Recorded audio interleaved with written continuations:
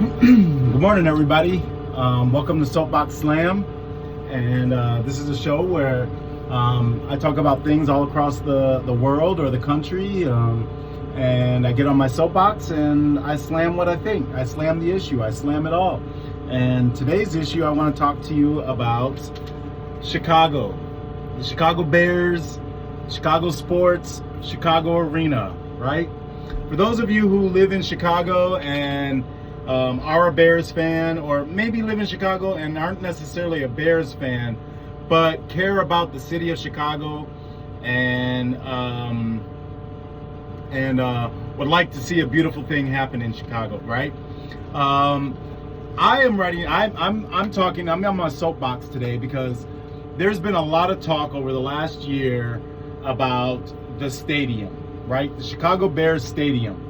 The Chicago Bears Stadium currently, Soldier Fields, is owned not by Virginia McCaskey, but actually by the city of Chicago, right? Now, there are a lot of owners in the NFL that actually own their own stadium, so they reap the benefits and profits of stadium sales seats and get a percentage of concession and things like that, right? So there's a financial incentive to be quote unquote the owner of the actual stadium. Jerry Jones in Arlington with the Dallas Cowboys and everything else, right? There is something to that, but to be quite honest, Virginia McCaskey, the owner of the Bears, I mean, first of all, she's in her 90s, but she is a billionaire. I mean, billion, not million, Billion. I hope I spelled that right? Billionaire. She doesn't need the extra chump change of a stadium, but for whatever reason, that is a part of the agenda in the Bears organization. But I would like to argue, and I think personally, that Chicago and the Bears are missing a huge opportunity to not only be one of the most unique teams in the NFL, like the Green Bay Packers being a unique team in the NFL. And the Green Bay Packers are a unique team in the NFL because they're the only publicly traded corporation in the NFL, right? The rest are all private owners. It's the only one that is a publicly traded corporation, and that's the Green Bay Packers, right? And it's grandfathered in. No other team will ever have that. It's the only team that's going to be that way, unless somehow the NFL commissioner Goodell decides to change those rules. But as of now, that's not going to happen. So back to the stadium and what the opportunity is. So the stadium currently, Soldier Fields, is owned by the city of Chicago. And the new stadium, the quote-unquote new stadium that was supposed to go in Arlington, and they're still seeking new spots for it, that is going to be owned by the Bears organization, right? So there's that caveat issue that, I mean, if the Bears want it, then there's really nothing anybody can do about that if that's what they really want. But if they're willing to still work with the city of Chicago, then I think the golden ticket and the golden opportunity for the Bears is to build the most state-of-the-art, the most extreme, most beautiful stadium that the world has ever seen, right? Chicago is one of the most beautiful skylines in the United States of America, right? We were one of the only cities on the lakefronts in the Great Lakes that decided to preserve its lakefront. We're one of the only cities that created the beaches and the parks all along the lake and then have our city right next to it. We have done a phenomenal job in our architecture and our Chicago River and our bridges and our city. It's bar none, right? Now, I lived in New York City for 18 years. I was born and raised in Evanston, for my life as well, right? I'm a city boy, right? I've been in New York City. New York is phenomenal, right? Huge, massive, 8 million people. The Manhattan Island, all the other islands, Brooklyn, Queens, the Bronx, Staten Island, right? It's all beautiful. It's massive. It's dirty. It's so dirty on the outside and grimy, and it's about the hustle. But once you walk into the buildings of New York City, you walk into these most palatial buildings that you would never imagine look that way, right? New York City is the epitome of don't judge a book by its cover, because what's on the inside is not what's on the outside, right? It's phenomenal. I loved it. I loved the 18 years I spent in New York City. Absolutely. Conversely, in Chicago is unbelievably beautiful from the outside, right? You walk down the streets and I mean, especially in the Loop, it's clean, it's immaculate. The buildings are gorgeous. Everything is just phenomenal, architecturally, everything else. I mean, it's just top notch, right? Beautiful. And they got the beauty on the inside too. They just don't have it on the massive scale that New York City has, right? We're talking about scale here. But Chicago and New York are the only urban major cities in this whole country, right? All the other big cities that exist are not laid out like Chicago and New York, and they're not the same, right? They're just not the same. Right? Your skyscrapers and your phenomenal buildings and your phenomenal urban feeling is in Chicago and New York. So I digress. Let me get back to the golden opportunity, the golden ticket. We should make a stadium on the lake that is so phenomenal that everybody loves to come to Chicago Stadium to play, right? That's what we should do. The stadium should match and enhance the skyline, because we haven't had much building that has done that. It should be so state of the art that every team, whether it's football or anybody else who wants to use the facility, loves this facility and loves it being in a city and playing in the facility. That should be the goal. That should be the mission. So then it comes down to, okay, Sean, that's right. All in theory, that's so utopic, right? Like, how are we going to do it? Where's the money going to come from? First of all, let me say, number one, as a taxpayer and a person who lives in these communities, I cannot co-sign and get on, whether it's in Chicago or any other place in the country, because they do it all over. Why do I have to pay the freaking taxes and raise my taxes so that a private owner can develop a stadium? And they quote, oh, well, you're going to get jobs. That's a hoax. You're only going to get jobs for 5 months out of a year. And the facility is not going to be run at full capacity year round, where it's employing people that way. That's how it is in Arlington with Jerry Jones and all these other privately owned stadiums, right? So this whole idea that it's bringing jobs is not real. It's bringing temporary jobs, and they're temporary low-paying jobs that most illegal immigrants and immigrants are willing to take. And I had a discussion about that. Y'all should demand more money, and unionize and organize and demand more money so that you guys get paid. But it's not bringing the kind of jobs that people want to say, and their communities all over are starting to say, no, we're not going to raise our taxes to fund the building for this, so that the owners can reap all the benefits from it. Good. I applaud the communities that stop and say no, and I agree. So if I'm agreeing with that, if I'm agreeing that don't, the other thing about that is, it's not like they raised the tax only to fund the building and then the tax goes down once the building is built. They raise the tax to fund the building, and then they keep the tax high even long after the building has been built. So where does all that money go? It goes into the pockets of other people. That's where it goes, right? It's not like, even in our own society, they raise a tax to pay for a certain cause, And they don't lower the tax again as soon as the cause is over. They keep it high, and then they shuffle the money somewhere else that is not necessary, right? And it's what keeps our taxes going up and up and up. So no, communities should not be funding the corporations building when they reap all the benefits of it. It's just, no, you're not going to do it on our backs. Stop already. That's BS, right? So if I say that, then where's the money going to come from, right?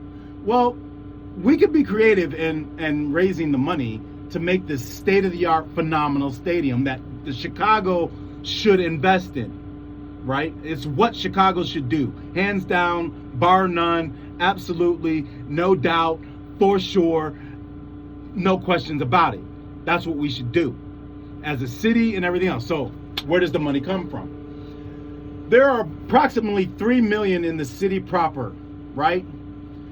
You can push the number up to 20 million if you put it into the Chicagoland area and you include 3 to 4 counties, right? If there are 3 million to 20 million in the Chicagoland area that are so-called Bears fan or sports fans or Chicago fans, right? You could easily create a fundraiser. I mean, simply $1 from 20 million people is $20 million, right? Like, I mean, that's just simple. You can create a fundraiser, a 3 or 4 year fundraiser drive, donation, complete donation to build this state-of-the-art stadium. You don't have to raise taxes to do it. You just have to have a fundraiser and ask people to donate $1. Some people might donate more than $1, but you could get $1 from the 20 million people who live in this area. $1 one day in 1 year. Any and everybody can do that. Hell, little kids can do that if they love a team that much or they love a player that much, right? They can raise the money. That's $20 million. Just $1, $20 million on a fundraiser, period. You could do that. You don't have to raise taxes to do it. You don't. You can create a fundraiser. It's that simple. That's one solution. There's another solution. And this is my most creative, like my brain just running and going crazy and thinking, right? How cool, going on the fundraiser idea, right? No, we can't have a corporation, right?